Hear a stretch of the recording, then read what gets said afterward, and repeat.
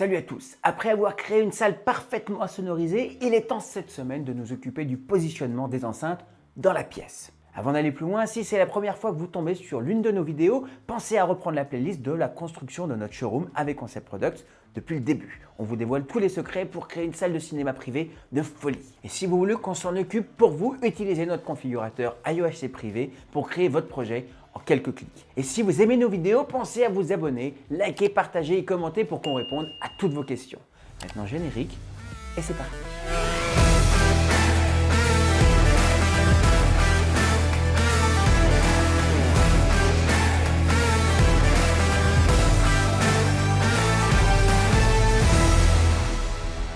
La question du positionnement des enceintes est certainement l'une que vous me posez le plus souvent lorsque nous préparons votre projet. Alors dans cette vidéo, on vous donne tous les conseils de pro pour que l'expérience audio soit optimale. Pour créer un son enveloppant et immersif pour l'ensemble des spectateurs sur les 3 rangées d'assises, nous prévoyons un système audio en 9.4.6. Il se compose de 3 enceintes CWM 8.3 qui seront installées derrière et sur les côtés de notre écran de projection de 4 mètres de base. Ces enceintes délivrent une qualité acoustique sans compromis pour une scène sonore précise et impactante. Polo, qu'est-ce que tu dis de tout ça? Ça, c'est tous les équipements que vous allez trouver dans notre showroom que vous ne verrez plus. Ça, c'est les enceintes avant. CWM 8.3, vous ne pouvez pas faire mieux. On a fait le meilleur pour vous, comme ça quand vous venez, vous pouvez voir vraiment ce qui se fait de mieux, ça va être fabuleux. On l'ouvre ensemble. Maman! Donc cette enceinte est livrée en 2 parties. On a l'enceinte et de l'autre côté, le caisson. Et le caisson, quand on parle de caisson, c'est pas un caisson de gamin quoi, d'accord? Oh putain! On a un système d'évent. On a des gros haut-parleurs avec des gros aimants ici. C'est du Kevlar, je crois même qu'ils disent Kevlar. Ça va être du Kevlar, non? C'est ça, c'est du Kevlar. C'est vraiment propre à ces enceintes à la marque BW. On a un produit absolument fabuleux. Et alors ensuite, là on va partir. Donc là vous dites ok c'est gros quand même. Bon ok maintenant, mais vous n'avez pas vu, c'est pas ça. Hein. Ça c'est pas la boîte. Hein. Ça c'est une boîte de gamin ça. Là on est sur le caisson. Bon, les amis, quand je vous dis que ça, c'est une véritable enceinte colonne intégrée dans le mur. Vous avez ici un châssis, ça mesure combien ça, Polo? 1m60. Un peu plus. Ça, tu as regardé ça sur les plans pour l'intégrer. Donc voilà l'enceinte finie. Alors, on peut déjà admirer cette enceinte qui est juste dingue, quoi. Je suis tellement excité par cette histoire. Bon ben voilà, cool. Donc ça c'est le gros modèle. Ça, ce sont les 3 enceintes, 3 modèles comme ça. 8.3, CWM 8.3 si vous voulez vous faire plaisir avec ce qui se fait de mieux en termes de son, en termes acoustiques, en termes de performance, etc. Après, il faut mettre l'amplification qui va derrière. Hein. Ça aussi, on l'a, mais ça, on va y revenir un peu plus tard dans la vidéo. Eh bien, vous prenez ces enceintes et c'est le nirvana du son. Les normes Dolby et DTS sont équivalentes dans leurs recommandations de placement des enceintes frontales. Tâchez donc de respecter un demi-angle de 22 à 30 degrés. Avec un angle plus serré, la scène avant risque de s'effondrer et vous ne départagerez plus aussi bien les sons gauche, centre et droit. A l'inverse, avec des enceintes trop éloignées les unes des autres, vous perdrez l'illusion d'une scène sonore cohérente et unie. Bref, tâchez autant que faire se peut de respecter cette règle pour une expérience audio optimale. Le plan de notre salle est prévu avec un écran câble de 4 mètres de base. La structure latérale arrive parfaitement à un demi-angle de 22 degrés par rapport à la rangée principale. Impossible donc de placer les enceintes derrière le cadre puisque le son sera alors étouffé par celle-ci. Nous avons donc décidé de ne pas intégrer les enceintes latérales derrière la toile de projection mais dans les angles extérieurs. Un tissu acoustique viendra masquer ces enceintes qui seront intégrées dans les bords biseautés qui dirigent directement le son vers les spectateurs. Cela nous permet de respecter un demi-angle idéal de 25 degrés et d'assurer une excellente reproduction sonore. Dernière chose à savoir, dans le positionnement de vos enceintes frontales, lorsque vous projetez d'équiper une salle sur plusieurs niveaux, c'est la hauteur des enceintes. Il faut que vous déterminiez quelle sera la place principale dans votre salle. Dans notre showroom, nous avons décidé qu'il s'agit de la rangée centrale. C'est sur cette rangée, au niveau où sera positionnée la tête des spectateurs, que le tweeter de votre enceinte doit être orienté. Donc ici, on a donc des cloisons qui sont inclinées, qui ont été réalisées ici artistiquement et professionnellement par Maître Ovi. Voilà, ici, donc cette structure, là, ça bouge un peu, mais ensuite, ça va être ferme, rigide, comme ce double placo avec le Tech Sound. Et donc ici, on va encastrer l'enceinte. Et c'est pour ça qu'on est là maintenant, parce que maintenant, Samy, t'es là, t'es prêt? On fait ça tous les 3, on fait ça tous les 2, on fait ça. On va le faire tout de suite. Allez, donc là, on a les fixations qui vont nous permettre de fixer la boîte sur les tasseaux. Vas-y. Voilà. Excellent. Donc là, il y a un sens, n'est-ce pas? Il y a un truc, il y a les deux butoniaux là en bas. C'est ça, exactement. C'est là où tu rentres les câbles. Voilà, donc les câbles vont être là, vous le voyez. Là. Donc je sais que ça ne va pas être installé tout de suite. Hein. Mais donc l'idée est là. Tchac. Comme ça. C'est ça, hein? Voilà, au moins j'aurais fait quelque chose dans cette installation.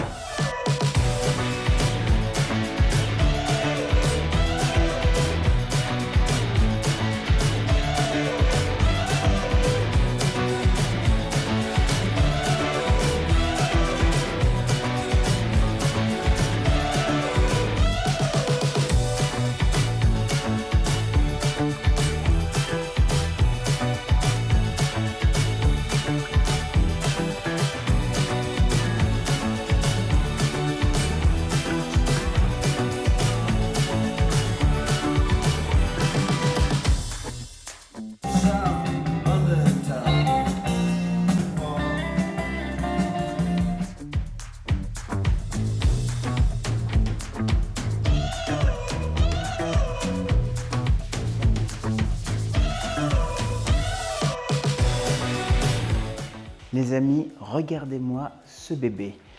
Ici, nous avons l'enceinte CWM 8.3 que vous avez vu juste avant, qui était lors du déballage. Et là, vous voyez ce que ça donne quand c'est parfaitement encastré dans le mur avec cette double peau qu'on a effectivement ici. Là, c'est solide comme un roc, n'est-ce pas? Et donc, cette enceinte est encastrée et toute la backbox est derrière le placo. Et donc, c'est quelque chose auquel vous ne pourrez plus toucher par la suite. Alors, décidez-vous bien sur l'endroit, sur la position précise de là où vous souhaiterez mettre cette enceinte, l'intégrer dans votre cloison. Ce qui est intéressant avec cette enceinte, ça on en avait déjà parlé, mais c'est un truc intéressant, c'est que la partie centrale sur l'enceinte 8.3 se pivote. Donc par exemple ici, elle est installée comme pour être mise à la verticale. Dans la mise à l'horizontale, pour ceux d'entre vous qui nous critiquaient, j'ai dit non mais attends, c'est pas bon, on ne peut pas le faire. J'ai vérifié auprès de BW, ils m'ont dit Sacha, il n'y a aucun problème, ça marchera d'autant mieux puisque tu auras une zone encore plus large d'émission du son pour avoir une scène sonore plus vaste.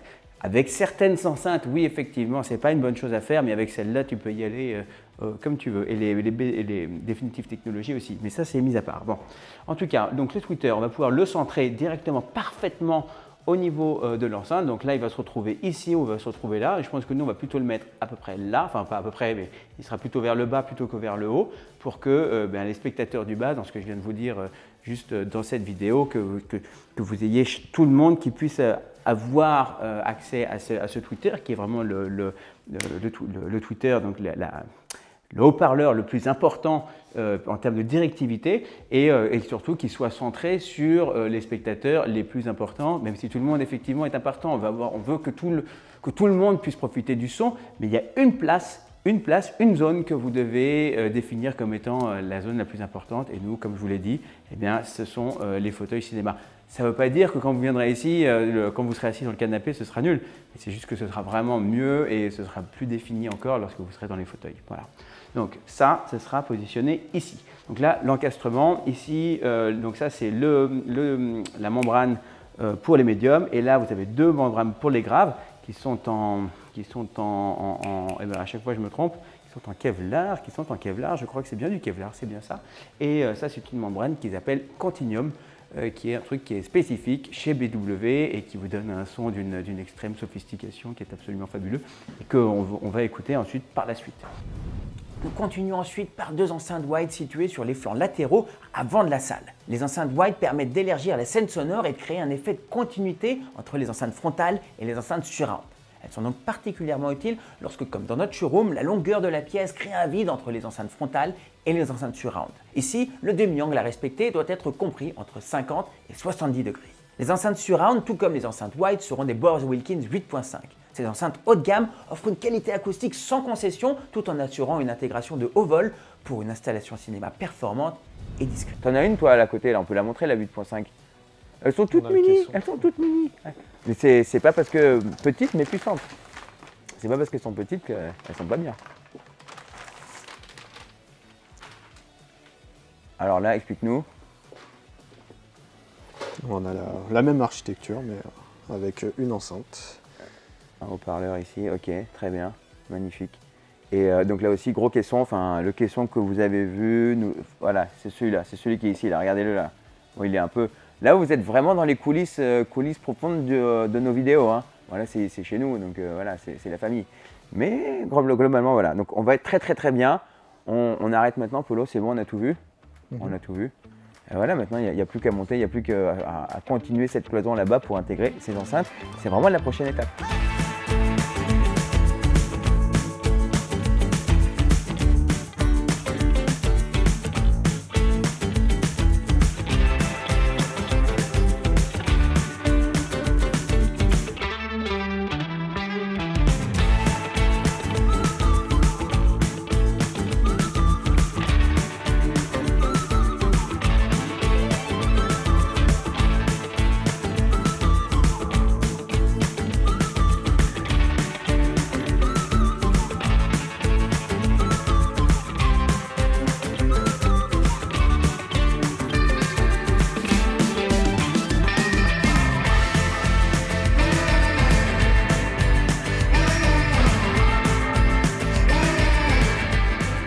Les enceintes surantes sont légèrement en retrait de la rangée centrale, encastrées dans les murs latéraux. Pour que le son soit uniformément réparti sur l'ensemble des spectateurs, nous relevons leur position dans la pièce. Une bonne règle à suivre est de surélever les enceintes d'environ 30 à 40 cm au-dessus de la tête des spectateurs. Et parce que notre bar, situé à l'arrière de la salle, sera équipé de chaises hautes, les enceintes surround back seront-elles relevées encore un peu plus haut et intégrées dans le meuble arrière. Lorsque vous installez les enceintes surround back, retenez que les enceintes doivent être placées idéalement à l'extérieur de la zone des spectateurs arrière.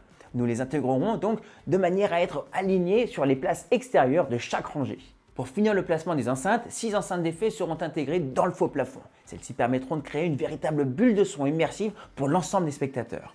Nous respectons ici les angles de placement recommandés pour que la rangée centrale et avant soient parfaitement irriguées en son. La rangée du bar est quant à elle légèrement hors de la zone d'écoute des enceintes Atmos. Mais comme je vous le répète à chaque fois, créer un projet home cinéma implique des compromis et en voilà un qui est inévitable. Laissez-moi vos messages en commentaire si vous voulez en connaître la raison dans une prochaine vidéo questions-réponses.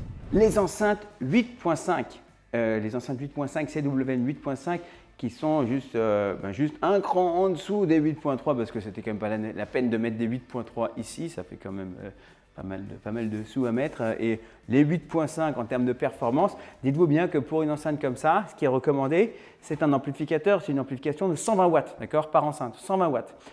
Chers amis, vous n'avez pas tous des amplificateurs qui peuvent donner 120 watts sur une enceinte. Donc voilà, c'est pour vous donner la nécessité, le besoin en puissance, en performance que ces enceintes ont et que nous, on aura la chance d'avoir grâce à nos amplificateurs Rotel. Donc, ces enceintes qui sont intégrées ici sont placées un petit peu plus haut que la zone avant, puisqu'on veut avoir, comme je vous le disais à l'instant, une zone d'émission sonore qui soit un petit peu au-dessus de nos têtes lorsque nous sommes assis. Ici, nous aurons des chaises hautes, donc on aura quelque chose qui sera pile poil à notre niveau d'oreille, mais pour ceux qui sont assis en dessous, ce sera absolument parfait. Et puis après, on monte un petit peu sur les enceintes surround back avec des enceintes qui sont calées le plus possible vers le haut. On ne peut pas aller plus haut parce que vous avez vu, ces fixations qui sont en L ne permettent pas de bloquer l'enceinte plus haut. Et ces magnifiques enceintes ne peuvent être que centrées dans la backbox parce que rendez-vous bien compte, tout ça, c'est bien la backbox. Donc c'est vraiment tout ça l'enceinte et c'est ça qui va vous créer ce son absolument génial que vous aurez si vous avez la chance de pouvoir en profiter. Voilà, donc ça c'est deuxième chose. Là, on sera positionné ici, donc on aura quelque chose qui sera au niveau des oreilles quand on sera assis, un peu plus élevé, mais ici encore une fois parfaitement diffusé pour les fauteuils de devant. En gros, cette position ici des chaises hautes sera un petit peu moins qualitative, mais vous aurez le luxe d'avoir une coupe de champagne et d'être assis en fond de salle pour admirer tout le spectacle. Voilà. Et donc là-haut, on a les D8R qui seront installés, donc dans les réservations qui ont déjà été parfaitement calées ici dans le faux plafond. Et donc, ces 6 enceintes qui donneront une immersion, une bulle de son vraiment spectaculaire pour chaque spectateur, où qu'il soit. Là aussi, comme je viens de vous le dire à l'instant, l'idée c'est qu'on sera un petit peu à l'extérieur de la bulle, puisqu'on sera positionnées ici au niveau du bar. Donc on aura les enceintes Atmos arrière, elles seront centrées, elles seront axées sur notre rangée. Mais ça, c'est une question technique voilà, à laquelle je pourrais vous répondre par la suite. Pourquoi c'est comme ça? Pour terminer la partie du placement des enceintes, vous le savez, nous intégrerons 4 énormes caissons de basse SW15 dans la pièce. Les coins d'une pièce et les milieux des murs sont normalement les lieux privilégiés pour placer vos caissons de basse dans votre salle de cinéma. Et pour ceux qui nous rejoignent pour la première fois, le but de multiplier vos caissons de basse dans votre installation n'est pas de créer plus de basses, mais de mieux les maîtriser. L'architecture de la salle nous permet de placer des caissons de basse avant et arrière directement centrés dans les cloisons. Pour respecter le design de la pièce, les caissons de basse latéraux seront eux légèrement décentrés. Ils seront ainsi élégamment dissimulés derrière les tissus acoustiques latéraux. Là, tu as vu les caissons de basse, ils sont monstrueusement gros. Énorme, c'est le top. C'est-à-dire que vous n'avez pas de plus gros caisson que celui-là que vous pouvez mettre dans votre salle chez Bors & Wilkins, SW15. Je vous ai fait des installations, enfin des configurations avec ça et vous allez voir que ça marche du feu de Dieu.